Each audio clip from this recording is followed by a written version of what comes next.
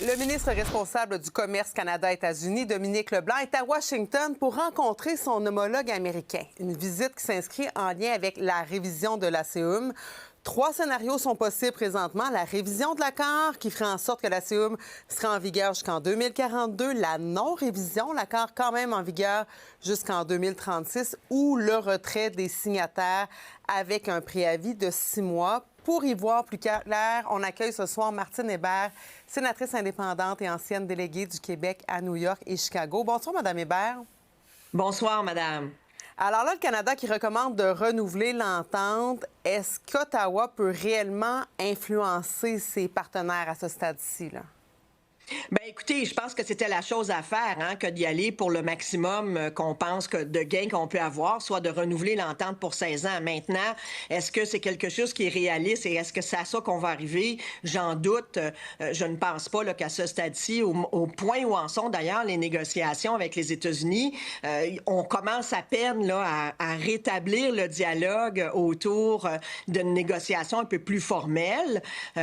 Donc, je pense pas qu'on puisse arriver à ce stade-ci avant le mois de juillet à quelque chose comme ça. Je pense que ce qui est plus réaliste, puisqu'on entend beaucoup d'ailleurs au comité sénatorial des affaires étrangères, de la part d'experts, d'anciens négociateurs, de témoins qu'on entend, c'est beaucoup plus de dire, ben, on s'en va probablement vers une reconduction pour 1 an et on va repousser un peu, si vous voulez, les pourparlers actuels avec les États-Unis d'1 an. Évidemment, pour le Canada, plus on attend, peut-être que c'est mieux pour nous, parce que je dois vous dire qu'à ce stade-ci, l'entente qu'on a déjà avec les États-Unis nous protège à plusieurs égards, protège des grands pans de l'économie canadienne, des politiques tarifaires qui ont été mises en place par l'administration américaine.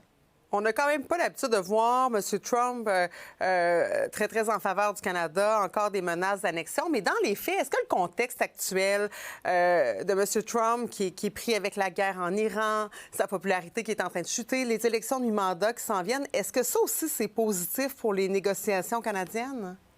Absolument. Puis je vous dirais que le temps joue en notre faveur. La plupart des experts qu'on a rencontrés, encore une fois, le disent, sont unanimes pour le dire. Le temps joue en notre faveur parce que plus les élections de mi-mandat vont approcher aux États-Unis, plus la pression va être grande aussi pour les États-Unis sur l'administration américaine pour dire, écoutez, la politique tarifaire fait mal, ça crée de l'inflation. Les gens, on sait que les Américains sont très sensibles à cette question-là du coût de la vie.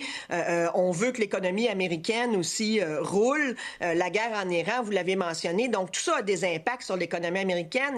Et vous savez, le Canada, l'économie américaine et l'économie canadienne sont tellement intégrées. Les États-Unis ont besoin de choses que nous avons aussi au Canada. Ils ont besoin d'énergie pour leur centre de données. Ils ont besoin de notre gaz naturel. Ils ont besoin de notre électricité. Ils ont besoin aussi d'une foule de produits, de notre aluminium, parce qu'ils produisent pas autant d'aluminium qu'ils en ont besoin pour leur production manufacturière. Donc, il y a beaucoup de choses qu'on a, dont ils ont besoin. Évidemment, il y a des tactiques de négociation qu'on connaît. On connaît tous M. Trump, maintenant, depuis 1 an et quelques, qui sont utilisées par les Américains pour essayer de faire un petit peu de pression sur le Canada. Mais je vous dirais, ne paniquons pas, restons calmes, on est sur la bonne voie. Et je pense que le Canada va être capable de tirer son épingle du jeu. Alors, on finit ça sur une note optimiste. Merci beaucoup, Mme Hébert, sénatrice indépendante et ancienne déléguée du Québec à New York et Chicago. Bonne soirée. Ça fait plaisir. Bonne soirée.